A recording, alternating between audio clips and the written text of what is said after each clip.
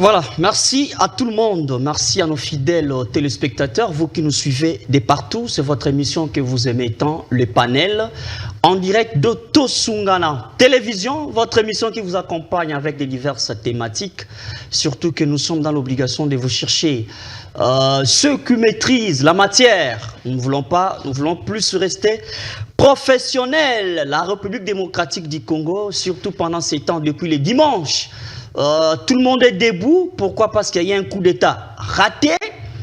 Et tout ça, une interpellation en direct pour dire que non. Plus le bureau définitif de l'Assemblée nationale traîne, plus les institutions peinent aussi à décoller, plus aussi les pays a du mal à donner la couleur. S'il faut peindre la République démocratique du Congo, que dirons-nous aujourd'hui de ces pays? Les pays des Tiens Tshisekedi wa Mulumba, les pays des Tiens Tshisekedi, le monsieur qui a donné sa vie, corps et âme, pour que la démocratie retrouve sa place. 32 ans de plus de lutte pour ces pays. Et aujourd'hui, son fils, son digne fils, non seulement biologique, mais aussi politique, est à la tête de ces pays. Alors, même là où se trouve Etienne Tshisekedi wa Mulumba, dans sa tombe, est-ce qu'il est en paix ou il se pose encore des questions? Pourquoi? S'il faut parler d'une nouvelle classe politique, il faut parler d'une nouvelle mentalité. Si vous avez trouvé qu'il y a eu des histoires qui se sont entrelacées d'une manière ou d'une autre, qui ne donnent pas de la bonne politique, la bonne image de ces pays en tant que combattant de l'UDPS, au-delà de tout, aujourd'hui un chef de l'État n'a pas de couleur politique, mais il a une base politique, l'UDPS. Et c'est une grande école qui a sorti beaucoup d'affiches.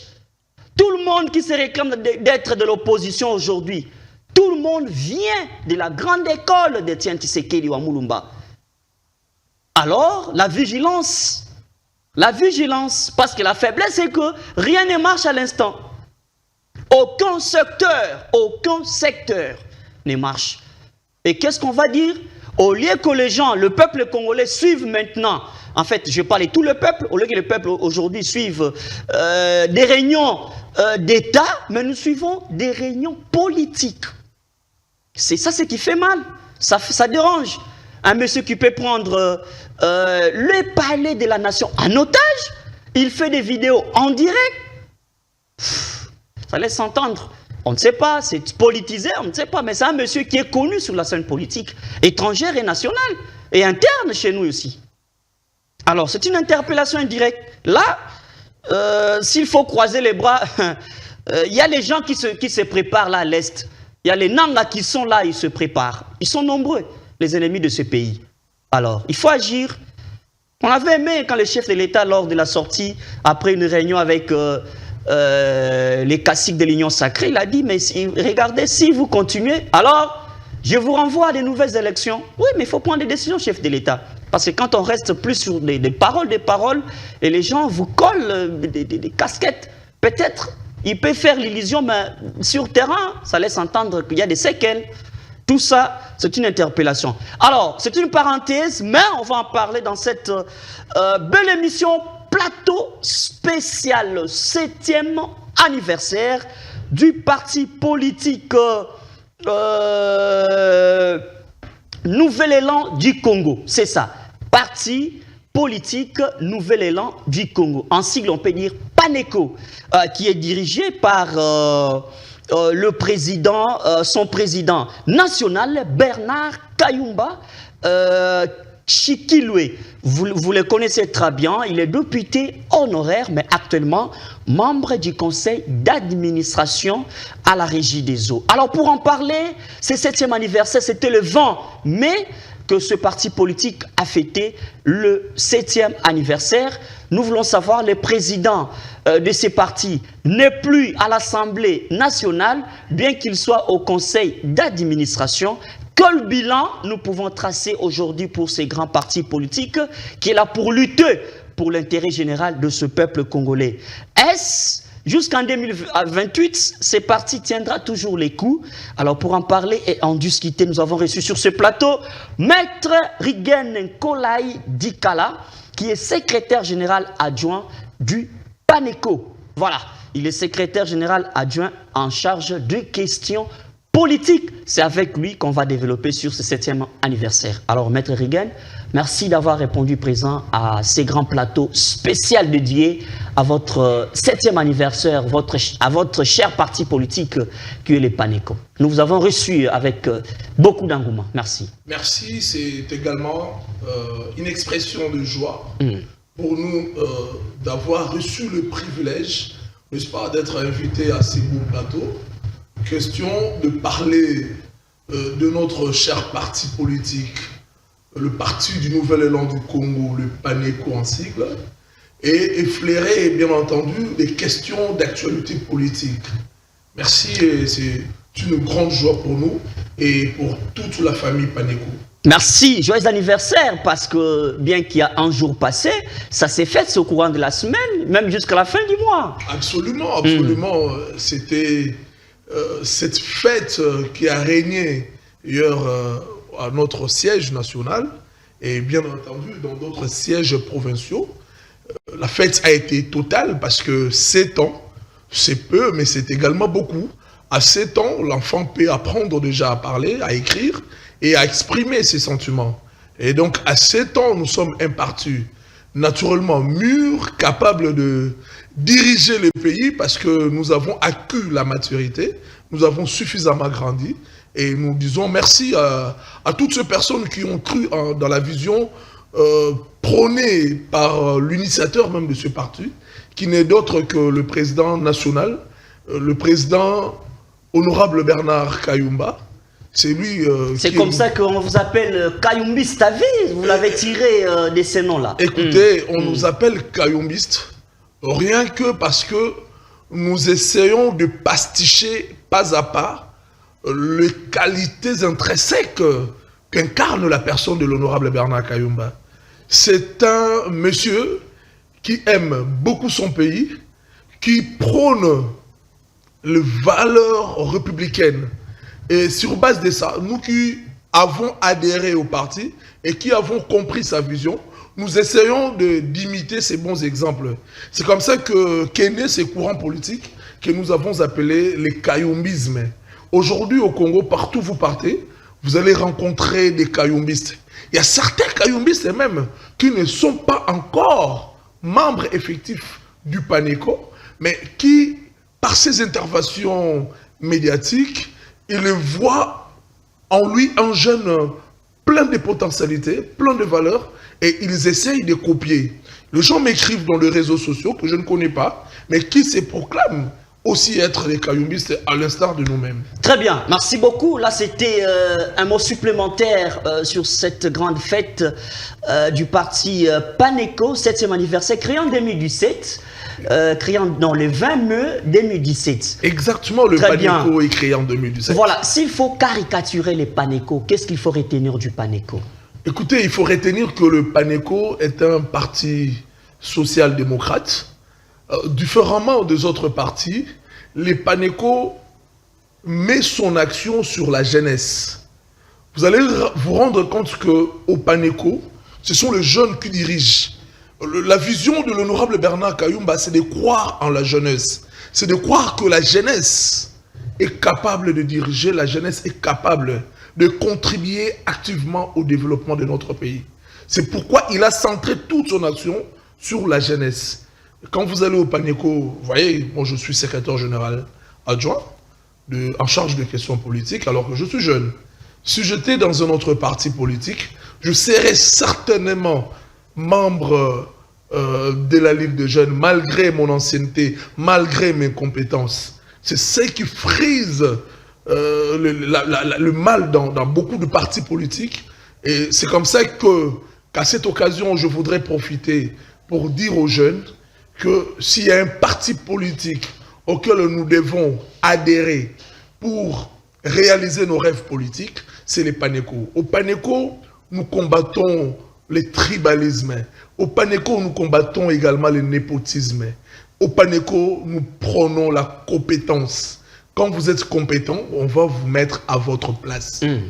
Et ce n'est pas parce que je suis de la même tribu que le président national que je veux forcément devenir, je veux forcément occuper des postes de décision du parti. Dans la méritocratie, il joue son temps plein au sein du parti. Absolument. Je peux vous donner l'exemple de moi-même qui vous parle.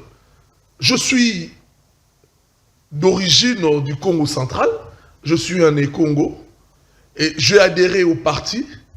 Je suis passé par la période d'observation comme toute nouvelle personne dans une organisation et j'ai convaincu ma hiérarchie, d'où la proposition de me nommer à ces postes à ce jour. Et c'est parce que je le mérite, parce que je suis suffisamment compétent. C'est ce qui se passe chez nous au PANECO. Ce n'est pas par rapport à l'appartenance tribale qu'on vous nomme à tel poste ou à tel autre poste. Non. Le PANECO, nous connaissons des frères biologiques du président national du PANECO qui n'ont jamais été élevés à un certain poste. Il est fait au nom de la méritocratie. Ce n'est pas juste une stratégie pour flouer l'attitude populaire et les mettre à côté alors qu'ils sont dans la marmite des décisions, les dernières décisions du parti. Pas du tout, cher Jean Miema. Vous savez, lorsqu'on crée un parti politique, le président national, l'initiateur du parti, débourse des sommes colossales au début pour la création de ce parti. Et généralement, dans d'autres partis politiques, le président national s'arroge le droit d'avoir la part du lion dans le partage des postes. Il va placer des gens de sa tribu, des gens de sa famille. C'est ce qui se passe. Je n'ai point besoin de citer certains partis politiques ici, où on met en exergue d'abord les gens, les frères, les enfants. Ce n'est pas le cas au PANECO. Il a été seul, il a créé son parti politique, bien entendu en respectant la loi portant organisation et création de partis politiques dans notre pays.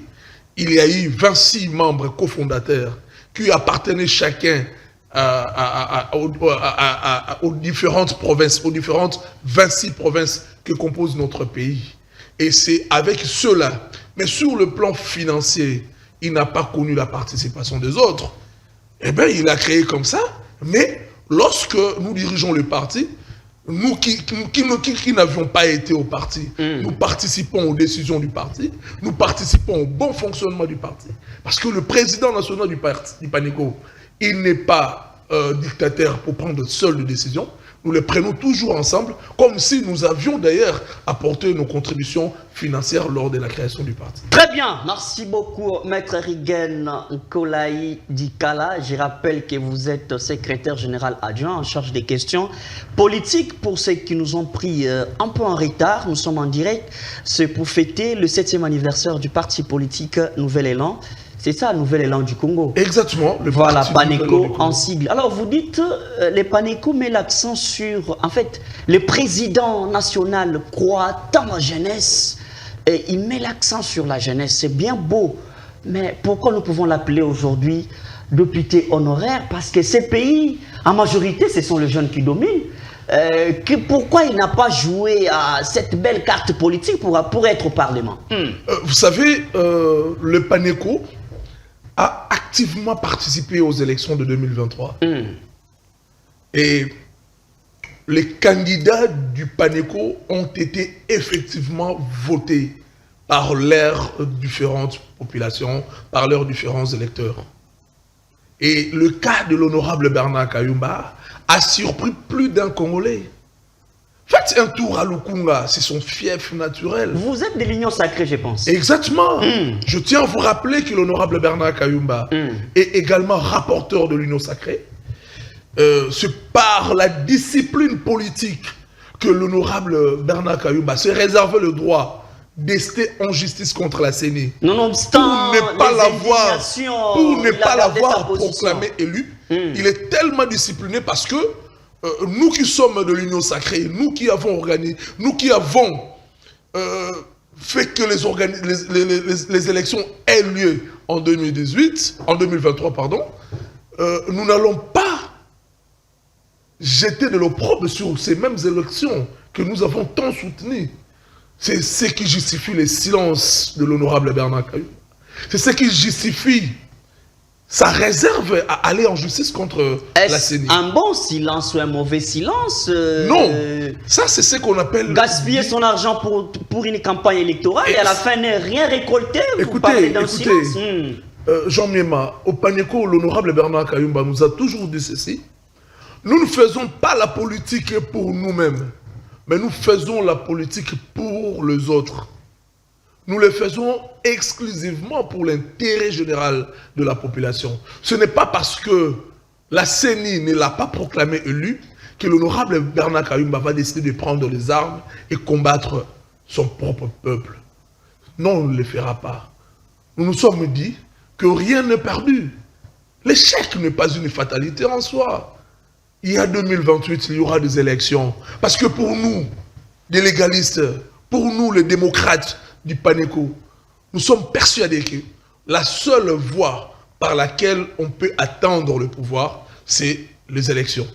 Très bien. Très bien. Merci beaucoup. Il y a encore beaucoup de questions. Alors, il n'est pas à l'Assemblée nationale. Il faut encore lire 5 ans. Bon, maintenant, c'est 4 ans et demi pour atteindre 2028 et tenter une nouvelle chance. Comment vous pensez gérer ces temps d'absence de l'honorable du député honoraire Kayumba au sein de l'Assemblée nationale? Jusqu'en 2028, comment vous pensez gérer au sein du parti politique? Nous tenons à vous rappeler, M. Jean Miema, que l'honorable Bernard Kayumba a été président d'un regroupement politique ou est président d'un regroupement politique. Permettez-moi d'employer l'imparfait alors que c'est le présent que je devais utiliser. Il est président d'un regroupement politique qu'on appelle ANB, à nous débattre le Congo. Ce regroupement a participé aux élections de 2023, desquelles nous avons obtenu plus d'une vingtaine de députés nationaux et plus d'une soixantaine de députés provinciaux, les conseils communaux, le gouverneur même. Et donc, nous avons bien préparé nos 5 ans. Nous osons espérer qu'il va plaire au chef de l'État, dans son pouvoir discrétionnaire, de confier une certaine responsabilité ministérielle à l'honorable Bernard Kayumba, qui, n'est-ce pas, incarne beaucoup de valeurs, qui incarne les espoirs de beaucoup de Congolais, de par sa façon d'être. C'est le rare politique, à ce jour, à avoir des mains toutes blanches. Vous savez, l'honorable Bernard Kayumba, est-ce qu'il a déjà été impliqué dans un détournement quelconque dans notre pays? Non, vous n'entendrez cela nulle part. Vous allez continuer. Il est membre du conseil d'administration d'une grande entreprise, la Régie des eaux. Mais là, il y a à boire et à manger, il y a du pain sur la planche. Si vous le collerez dans ce sens qu'il soit quelqu'un qui mérite d'être là où il est, alors quelle est sa touche au sein du conseil d'administration de la Régie des eaux? Parce que le peuple en a marre avec cette entreprise. Vous savez, le conseil d'administration n'est pas l'entité de direction de l'entreprise, mais elle contribue au bon fonctionnement de l'entreprise par ses conseils. C'est les cerveaux moteurs. Exactement. C'est l'administration. Par ses conseils, elle participe au bon fonctionnement de la Régie des eaux. Alors, il faut se dire que depuis l'arrivée de l'honorable Bernard Kayumba au sein de l'administration de la Régie des eaux, beaucoup de choses ont évolué, beaucoup de choses ont changé dans un sens positif. Vous n'avez qu'à aller à la Régie des eaux, vous êtes journaliste d'investigation, je vous reconnais bel et bien cette qualité. Allez-y et arrivez à la Régie des eaux, allez plus précisément au conseil d'administration, demandez son apport. On va vous le dire. Il va au-delà de ses compétences pour parler personnellement au DG ou aux directeurs provinciaux pour leur dire qu'il faut desservir de l'eau dans tel quartier et dans tel autre quartier. Il en souffre quand il palpe de la souffrance du peuple congolais, du manque d'eau. Mais l'honorable Bernard Kayumba arrête d'avoir sommeil en ce moment-là. Et donc, nous pensons que c'est une personne qui mérite la confiance du chef de l'État pour être nommé à un poste ministériel, et surtout que le président d'un regroupement qui regorge beaucoup de députés provinciaux et nationaux, et nous pensons qu'il peut avoir cette confiance pour faire preuve de ce dont il est capable. Très bien, merci beaucoup. Vous aurez un mot de la fin après le développement de toutes ces thématiques que nous avons prévues autour de cette table. Merci beaucoup. Là, c'était pour l'anniversaire, c'était la plus grande partie de cette émission. C'était pour fêter ensemble avec tous les militants du parti Nouvel Élan du Congo, PANECO en sigle. Voilà, alors, Maître Reagan, le président Bernard Kayumba, président du PANECO, est rapporteur de l'Union sacrée. Bon, je ne sais pas, il s'est retrouvé, il est vraiment convaincu d'être au sein de l'Union sacrée après tout ce qui se passe. Certains taxent ça même du théâtre au sein de l'Union sacrée. Pas d'entente, il n'y a pas une seule parole. Chacun cherche à tirer la ficelle de son côté. Le bureau définitif s'attarde. Il faut encore l'intervention du chef de l'État. Alors que ceux qui sont là, du bureau de l'Union sacrée, ils ont une compétence, ils ont une histoire dans ce pays. Comment vous interprétez sa présence au sein de l'Union sacrée, parce que nous parlons de son parti politique aujourd'hui? Écoutez, Jean Mima, lorsque l'honorable Bernard Kayumba se trouve devant la presse, devant un micro, il ne cesse de demander à ses collègues présidents nationaux de partis politiques et des regroupements politiques de privilégier l'intérêt supérieur de la nation. Les gens doivent arrêter de mettre en exergue l'intérêt personnel. Nous courons derrière les postes alors que de l'autre côté, il y a un peuple qui souffre. Il y a un peuple qui meurt chaque jour suite à l'insécurité qui sévit à l'est de notre pays. Il y a un peuple qui souffre atrocement. Et l'honorable Bernard Kayumba n'arrête de demander à ses collègues de mettre l'intérêt personnel de côté et de privilégier l'intérêt général. Pour Bernard Kayumba, nous devons déjà avoir un bureau définitif à l'Assemblée nationale. Nous devons déjà avoir un gouvernement capable de répondre aux attentes du peuple. Le peuple en souffre assez et nous en avons tous marre. Nous sommes de l'Union sacrée, mais nous ne pouvons pas cautionner certains mots qui gangrènent notre société. Ça, nous ne sommes pas d'accord. Voilà pourquoi nous demandons encore une fois de plus au président de la République, garant des institutions et du bon fonctionnement de la nation, de pouvoir urgemment mettre en place un gouvernement qui va répondre aux besoins de son peuple. L'Est du pays est devenu un champ de bataille des Rwandais. Il faut que ça cesse. Nous devons riposter. C'est comme ça que j'aime beaucoup pasticher mon président. Il a dit lors d'une émission que l'on éteint le feu par le feu. Si le Rwanda nous agresse, nous devons aussi riposter de la même manière. Et aller jusque chez lui pour qu'il ait peur, qu'il comprenne que le Congo est une grande nation. À l'entrée de l'émission, vous avez ici dit que le président Etienne Tshisekedi, le feu président Etienne Tshisekedi, serait malheureux parce que... oui, mais il se pose tant de questions aujourd'hui. Écoutez, je vais vous dire aussi, je vais vous demander aussi, je vais aussi vous demander de prendre un peu de patience et de comprendre que même Paris n'a pas été construit en un jour. Ça demande une procédure pour quitter d'où nous venons à une vie meilleure. Nous avons quitté le Congo de Kabila, un Congo où il ne régnait pas la liberté d'expression, un Congo où on avait peur de critiquer les institutions du pays.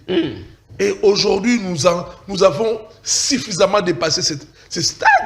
Aujourd'hui, tous les Congolais... Tshisekedi a eu le premier mandat d'expérience. Il a eu 5 ans comme premier mandat. Il devait quand même comprendre les croquis de ces pays sur le plan politique. Ce que Tshisekedi a fait en 5 ans, beaucoup n'ont pas pu le faire en 18 ans. Le peuple... Écoutez, Le panier de la ménagère pose problème. J'ai comme l'impression que c'est avec légèreté que vous parlez, par exemple, de la gratuité de l'enseignement. C'est avec beaucoup de légèreté. Vous savez combien de parents ont été délivrés de ces dépenses liées à la scolarité des enfants? Combien de parents? Et j'aimerais ici répondre à ceux qui pensent que la qualité de l'enseignement a baissé suite à la gratuité de l'enseignement. C'est faux. Les enseignants sont restés les mêmes et ils continuent à enseigner. Et j'encourage les parents à envoyer les enfants dans les écoles publiques pour une meilleure éducation. Nous qui sommes là, nous qui vous parlons, nous avons étudié dans des écoles publiques et nous n'avons rien raté. Nous ne sommes pas non plus envieux de ceux qui ont fait des écoles privées. Non, pas du tout. Très bien, maître Rigen Nkolayi. Maître, vous savez, quand vous parlez de l'union sacrée, vous devez avoir suffisamment de nerfs. Non seulement les nerfs, mais avoir des nerfs aussi solides parce que le peuple en a marre avec cette union sacrée où on se pose des questions. Qui est l'autorité au sein de l'union sacrée? Qui a les derniers mots au sein de l'union sacrée? Est-ce la charte de l'union sacrée n'avait pas donné du pouvoir au président de la République en tant qu'autorité morale de cette plateforme d'agir en cas d'incertitude, d'agir en cas d'opacité? Les gens se posent des questions. Pourquoi la largesse des Félix Tshisekedi déborde jusqu'à nos jours, où il n'arrive pas à prendre les décisions qu'il faut, alors qu'il nous amène des réunions en réunion, des réunions en réunion. Or, ceux qui forment le présidium, ce ne sont pas des petits-enfants, ce sont des grands qui ont une histoire dans ces pays. Mais jusque-là, bon, on ne sait pas voir. Nous passons à autre chose. Peut-être que vous allez réagir à ce que je viens de dire maintenant. On va parler maintenant de ces coups d'État ratés qui n'a pas laissé tout le monde indemne, mais qui a laissé les Congolais debout.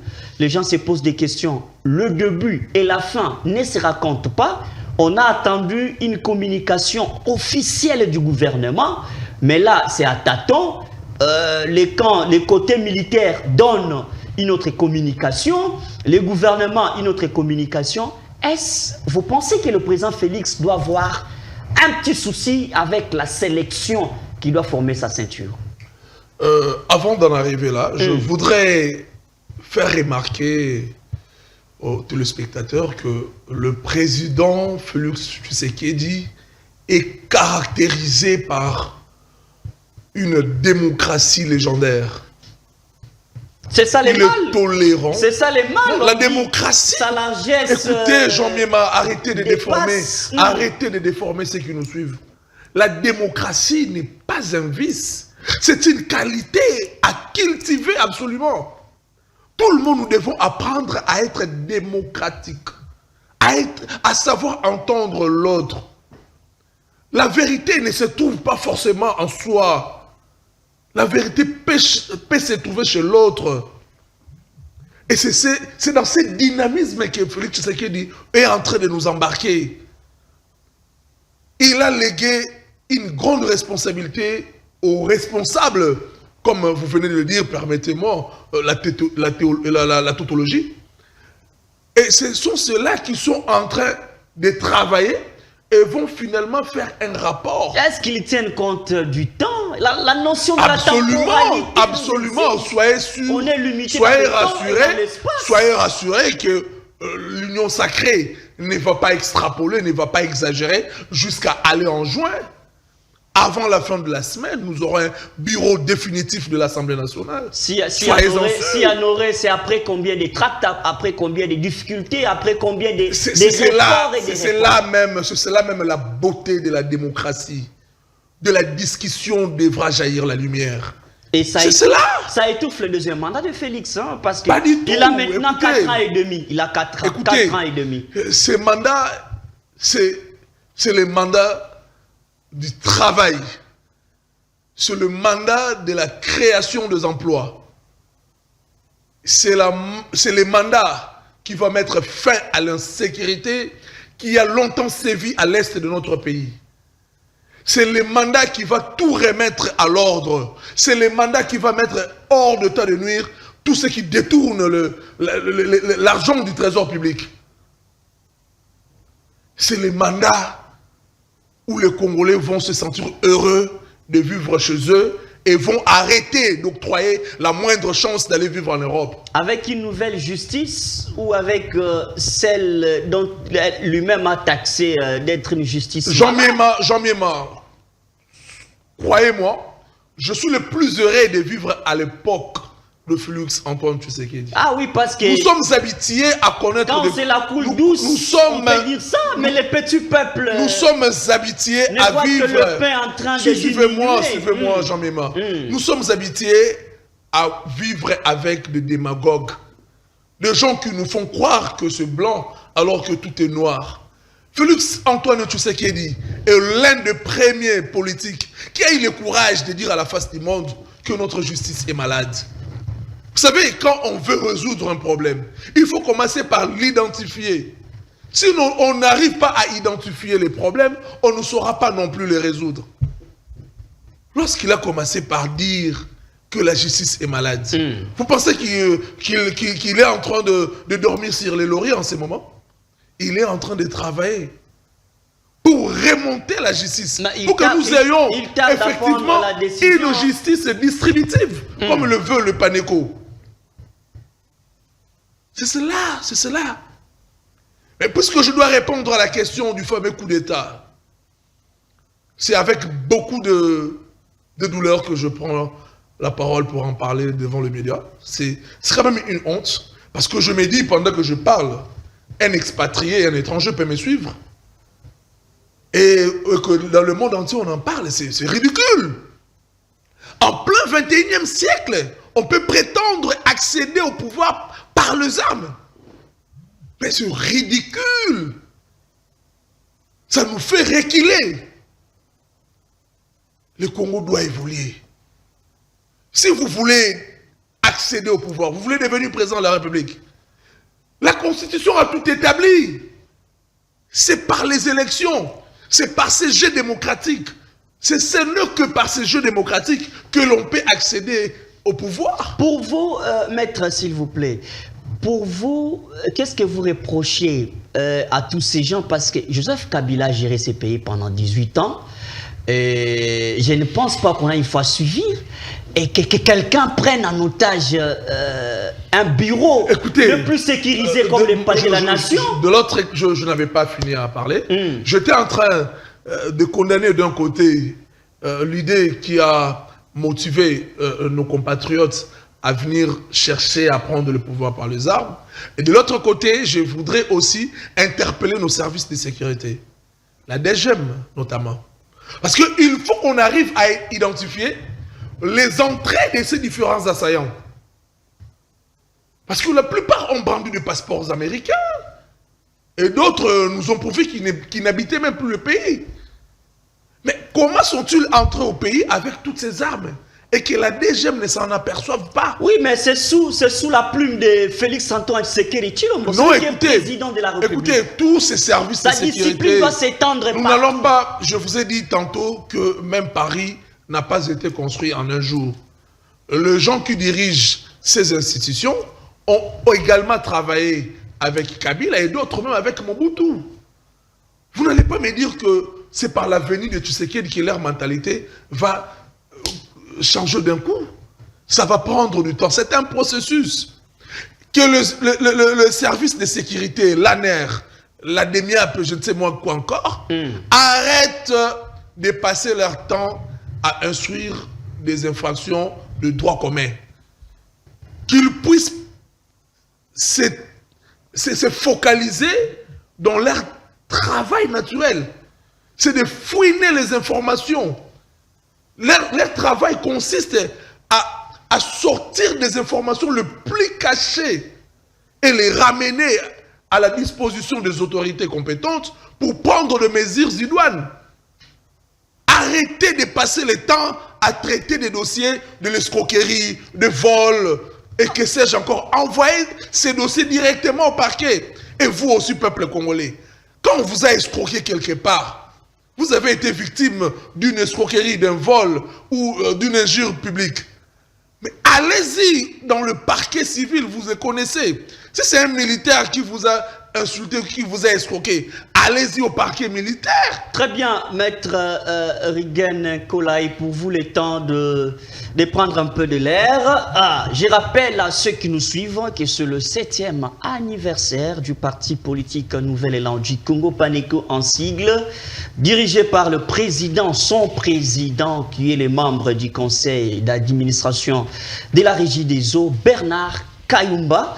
C'est le 7e anniversaire. Alors, maître Rigen Kolai, est-ce qu'il faut pour le président Félix revoir les castings des membres du présidium? Parce qu'on ne peut pas voir les membres du présidium tels qu'ils sont, tels qu'ils forment les croquis, et un président de la République en pleine mission officielle, et les gens crient sur un membre du présidium. Vous l'avez entendu avec Vital Kamerhe. Les gens ont crié sur lui. Et alors qu'on sent qu'entre Kamerhe et Félix, en tout cas, l'amitié est tellement proche, mais les gens reprochent à Vital Kamerhe de ne pas avoir une belle histoire dans ces pays, d'après certaines analyses. Vous pensez qu'il faut pour le président de la République, il faut pour lui revoir encore les castings du président? S'il peut arriver à cette autorité-là. Écoutez, même Josi n'a pas été accepté à l'unanimité chez lui-même.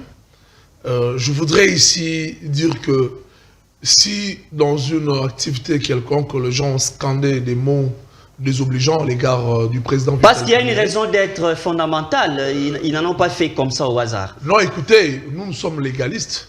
Le président Vital Kamerhe a été condamné au premier degré et acquitté au second degré. Lorsqu'on dit qu'il a été acquitté, ça voudrait dire que la cour d'appel, qui est la cour supérieure au tribunal qu'il avait précédemment condamné, avait estimé que Vital Kamerhe était innocent, qu'il n'était pas impliqué dans ce détournement.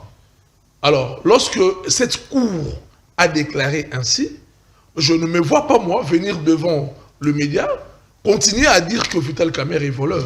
Comment vous faites la lecture pendant les coups d'État ratés qu'il y a eu le dimanche passé?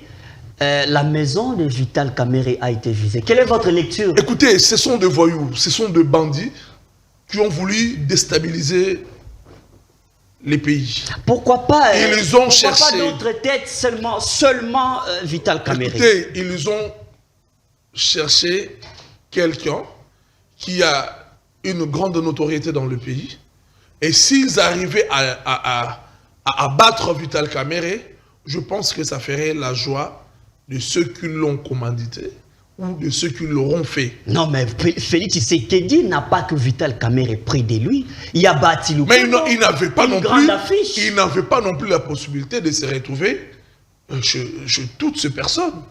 Ils ne pouvaient pas se retrouver le même jour. Ils ont visé seulement Vital Kamerhe. Non, écoutez, moi je ne saurais pas dire pourquoi ils ont seulement visé Vital Kamerhe. Mais nous avons visualisé certaines vidéos du fameux Christian Malanga, qui dans plusieurs réunions a arrêté de citer le nom de Vital Kamerhe.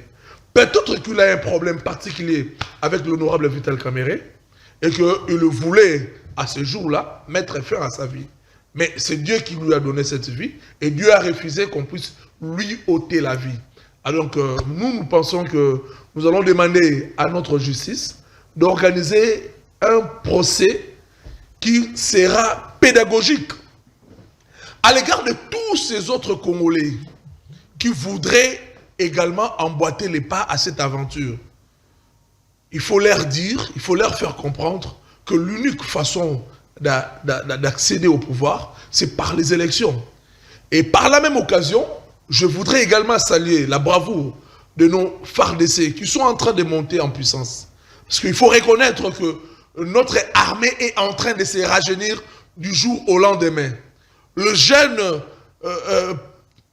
aimant épris de leur pays ont accédé volontairement à l'armée. Et ces jeunes ont apporté un vent nouveau. Aujourd'hui, on le dit très peu.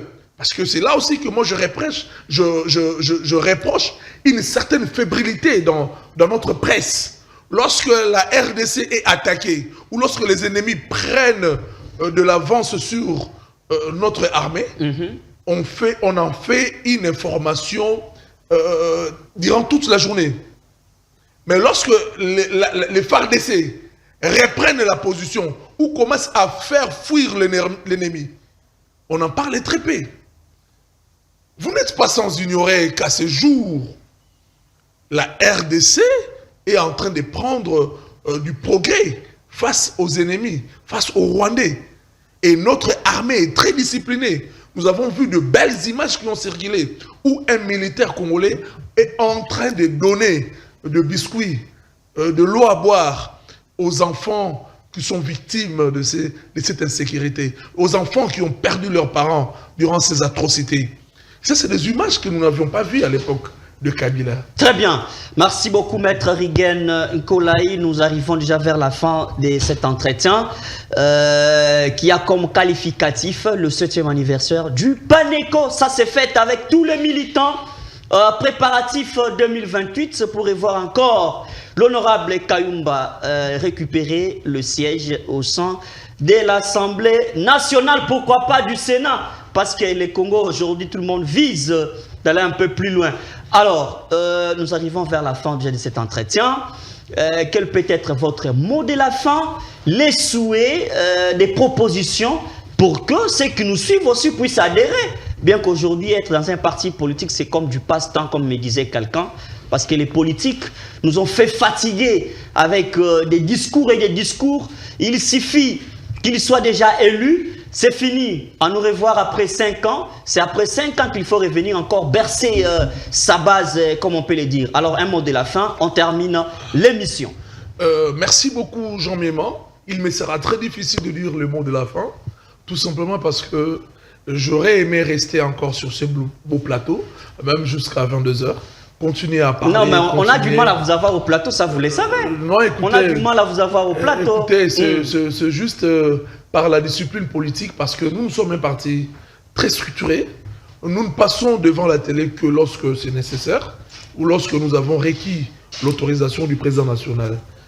C'est alors que nous pouvons passer, dire, apporter un message à ceux qui vont nous suivre. Le PANECO reste un parti républicain, un parti conservateur de valeurs républicaines.